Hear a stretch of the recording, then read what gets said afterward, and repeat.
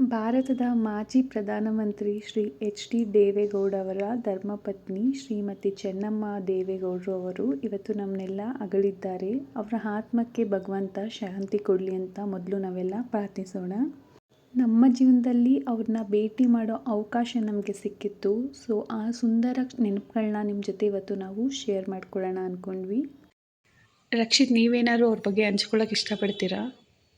ಏನು ಹಂಚ್ಕೊಳ್ಳೋದು, ಪ್ರತಿ ಸರಿ ಅವ್ರ ಮನೆಗೆ ಹೋದಾಗೆಲ್ಲ ನಮ್ಮನ್ನ ಎಷ್ಟು ಚೆನ್ನಾಗಿ ನೋಡ್ತಾಯಿದ್ರು ಅಂದರೆ ನಮಗೆ ಖುಷಿ ಆಗೋದು. ಇಷ್ಟು ದೊಡ್ಡ ಮನೆ ತಂದವರು ನಮ್ಮನ್ನು ಈ ಥರ ನೋಡ್ತಾರಲ್ಲ ಅಂತ. ಬಟ್ ನಿನ್ನೆ ಅವ್ರ ಮನೆಗೆ ಹೋದಾಗ ಅವ್ರನ್ನ ಆ ಥರ ಮಲಗಿರೋ ಸ್ಥಿತಿಲಿ ನೋಡಿದಾಗ ತುಂಬ ಬೇಜಾರಾಗೋಯಿತು. ನಿನ್ನೆಯಿಂದ ಬರೀ ಟಿ ವಿ ನೋಡ್ಕೊಂಡೇ ಇದ್ದೀವಿ, ಅವ್ರು ನೋಡೋಕ್ಕೆ ಆಗ್ತಿಲ್ಲ. ಆಮೇಲೆ ಅವ್ರ ಮನೆಗೆ ಹೋದಾಗ ಯಾವತ್ತೂ ಊಟ ಮಾಡ್ತಿರೋ ಕಳಿಸ್ತಾನೆ ಇರಲಿಲ್ಲ ನಮ್ಮನ್ನ. ನಾವು ನಮ್ಮ ಮದುವೆಗೆ ಅಂತ ಹೇಳಕ್ಕೆ ಹೋಗಿದ್ವಿ, ಅವಾಗೂ ಅಷ್ಟೇ. ಆಗ ಕೊರೋನಾ ಟೈಮ್ ಆ್ಯಕ್ಚುಲಿ. ಅವ್ರೇನು ಮಾಡ್ತಾಯಿದ್ರು, ಮಾಸ್ಕ್ ಹಾಕ್ಕೊಂಡೇ ಇದ್ದರು. ಆಚೆಗೆ ಬರಲ್ವೇನೋ ನಾವು ಕಾರ್ಡ್ ಕೊಡೋಕ್ಕೆ ಹೋದಾಗ ಅಂತ ಅಂದ್ಕೊಂಡಿದ್ವಿ. ಅಂಥದ್ರಲ್ಲೂ ಬಂದು ನಮ್ಮ ಕಾರ್ಡ್ ಇಸ್ಕೊಂಡು ಬರೋಕ್ಕಾಗಲ್ಲ, ಈ ಥರ ಕೊರೋನಾ ಸ್ಥಿತಿ ಇರೋದ್ರಿಂದ ಅಂತ ಹೇಳ್ಬಿಟ್ಟು ನಮ್ಗೆ ಅಲ್ಲೇ ಗಿಫ್ಟ್ ತರಿಸಿ ಒಂದು ಬೆಳ್ಳಿ ದೀಪನ ಅಲ್ಲೇ ಗಿಫ್ಟ್ ಕೊಟ್ಟು ನನಗೆ ಅಲ್ಲೇ ಆಶೀರ್ವಾದ ಮಾಡಿ ಊಟ ಮಾಡಿಸಿ ಕಳಿಸಿದ್ರು. ಅದೆಲ್ಲ ನೆನೆಸ್ಕೊಂಡ್ರೆ ತುಂಬ ಬೇಜಾರಾಗುತ್ತೆ ಇವಾಗ.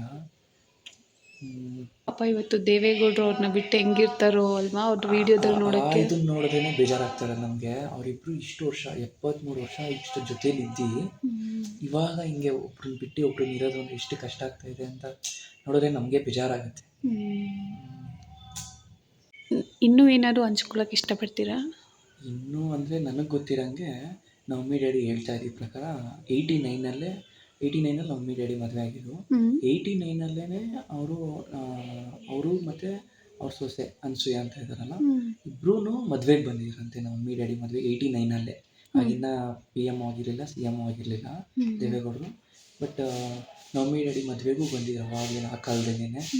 ಆಮೇಲೆ ರೀಸೆಂಟಾಗಿ ಅಂದರೆ ನಮ್ಮ ಮನೆ ಗೃಹ ಪ್ರವೇಶ 2011ನಲ್ಲಿ ಗೃಹ ಪ್ರವೇಶ ಆಯಿತು. ಆ ಗೃಹ ಪ್ರವೇಶಕ್ಕೂ ಬಂದಿರು, ಬಟ್ ನಾನಿರಲಿಲ್ಲ. ನಾನೇನೋ ಸ್ವಲ್ಪ ನನ್ನ ಸ್ಪೋರ್ಟ್ಸ್ ಇದ್ರ ಮೇಲೆ ಆಚೆ ಹೋಗಿದ್ದೆ.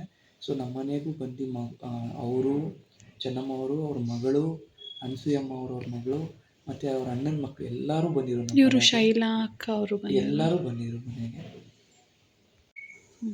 ಆ್ಯಕ್ಚುಲಿ ನೀನು ಒಂದ್ಸರಿ ಮದುವೆ ಆದಮೇಲೆ ಬಂದಿದ್ದೆ ಅನ್ಕೊಂತೀನಿ. ಹೌದೌದು, ನಾನು ಒಂದ್ಸಲಿ ಅವ್ರನ್ನ ನೋಡಿದ್ದೆ ಬಂದಾಗ. ಆ ಟೈಮಲ್ಲಿ ಹೋದಾಗ ರೇವಣ್ಣ ಅವ್ರು ಬಂದಿದ್ದರು.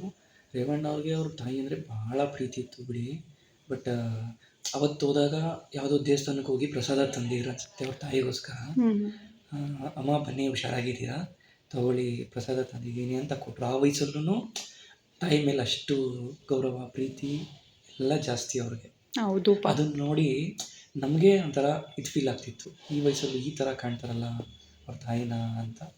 ಹೌದು ಪಾಪ, ಇವತ್ತಂತೂ ಅವ್ರು ಹೆಂಗೆ ಅಳ್ತಿದ್ದಾರೆ ಅಂದರೆ ಅದು ನೋಡಿದ್ರೆ ನಮಗೆ, ಅದನ್ನು ನೋಡಿದ್ರೆ ತುಂಬ ಬೇಜಾರಾಗುತ್ತೆ ನಮಗೆ. ಅವ್ರದ್ದು ಪರ್ಸ್ನಲಿ ಏನೇ ಇರ್ಬೋದು, ಬಟ್ ಇಂಥ ವಿಷಯ ಅಂತ ಬಂದಾಗ ನೋಡಿದಾಗ ಬೇಜಾರಾಯಿತು ಅವ್ರ ಅತ್ತಿದು. ಹೌದು, ತುಂಬ ಮಗು ರೀತಿ ಅಳ್ತಾ ಇದ್ರು, ಬಿಕ್ಕಳಿಸ್ಕೊಂಡು. ಕೊನೆಯದಾಗಿ ಏನು ಹೇಳಕ್ಕೆ ಇಷ್ಟಪಡ್ತೀರಾ?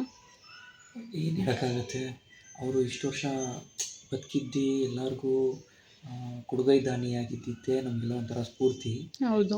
ಆಮೇಲೆ ಇನ್ನೇನು ಅವ್ರ ಆತ್ಮಕ್ಕೆ ಶಾಂತಿ ಸಿಗಲಿ, ದೇವೇಗೌಡರಿಗೆ ಅವ್ರ ಸಾವನ್ನ ತಡ್ಕೊಳ್ಳೋವಂಥ ಶಕ್ತಿ ಕೊಡಲಿ ಅಂತ ಕೇಳ್ಕೊತೀರಿ ಅಷ್ಟೇ ದೇವ್ರ ಹತ್ರ, ಇನ್ನೇನು ಕೇಳೋಕ್ಕಾಗಲ್ಲ. ಹೌದು ಪಾಪ, ಇವಾಗ ಅವ್ರನ್ನ ಬಿಟ್ಟು ಹೇಗಿರ್ತಾರೋ ಅನ್ನೋದೇ. ಅವ್ರನ್ನ ನೋಡೋಕ್ಕೆ ನಮ್ಗೆ ತುಂಬ ಬೇಜಾರಾಗ್ತದೆ ಅಷ್ಟೇ. ನಮಗೂ ಎಲ್ಲೋ ಒಂದು ಕಡೆ ತುಂಬ ದುಃಖ.